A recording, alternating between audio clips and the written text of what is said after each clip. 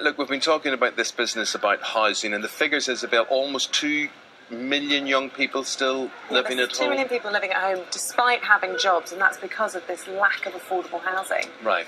Okay. With us now, we've got Mum Debbie Breslaw.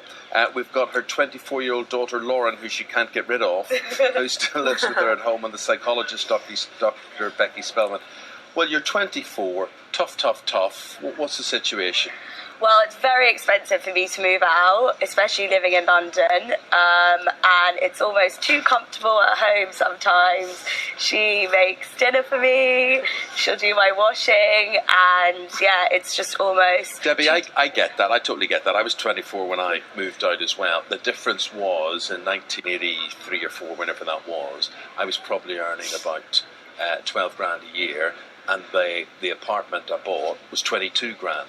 So I had, like, you were earning half of what it was. Now you'd have to be earning, what, about 100,000 a year? Yeah, plus? I'm not going to disclose how much I'm earning, yeah, but it's not as much tough. as that. Yeah. It's not, there's no way I'd be able to So you've no choice in it, really? No, and I feel like renting would just be a waste of money.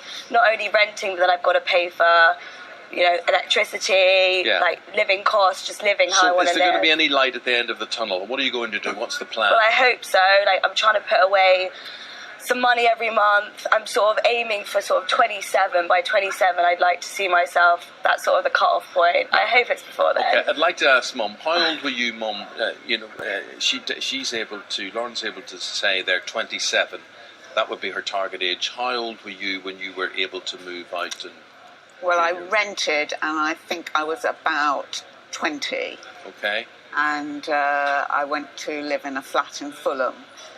But then I went back home when they issued petrol coupons, when there was a shortage. Ration. So that's how old I am, yes. Yeah, 3-day week and all that sort of thing. Yeah. So I went back home, but I did. And then in my early probably about 23, 24, I was able to buy a place. Well, what's it like having Lauren still in the house? Part of it is probably quite nice, and part of it you think you probably wish she was able to make her way in the world.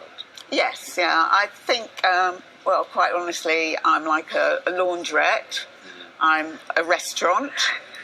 And she's also got a 24-year-old twin brother that's also at home, so I've got 2 of them. We get invaded by their friends.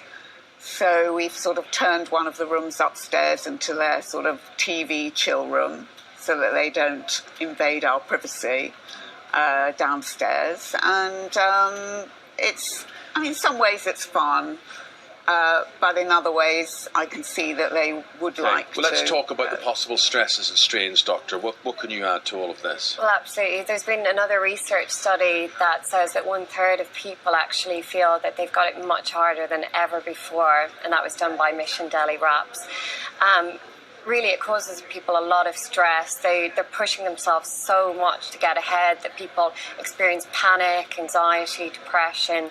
But also in the household, sometimes it's time to update these relationships and actually set new boundaries so that it really works. If you do actually have to still live at home, people can regress and they can still feel like teenagers when they're in that household, or sometimes you're still acting like mum when really it's time to change that relationship. And sometimes it's good to have a conversation about how you can implement these changes. Yes. I think there probably will come a time where we will have to help them to get a place, but they will have to be able to afford to run a place before we can do something like that. And quite honestly, house prices are ridiculous at the moment.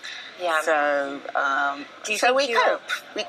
And do you think you'll still continue doing the laundry, or do you think there's room for a little bit of change there? No, I'll always be doing the laundry. It's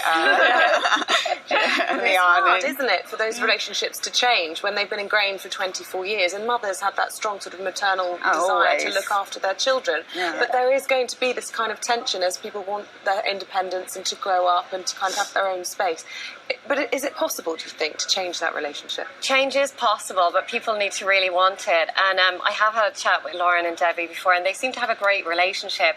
And as much as there's sort of things that they could change, there seems to be a really nice bond there. And I think there is some enjoyment about actually living. And do you know what? I mean, whatever the relationship is, once someone flies the nest, there is that feeling of emptiness. She'll miss her when she's gone. Well, they've both been at uni at the same time, and we have had an empty nest. And then they both came back. What's the answer to all of this, Lauren? What do you think? More affordable housing, lower rents? Yeah, more affordable housing. I think we need more help from the government, and higher wages would help as well. Yeah.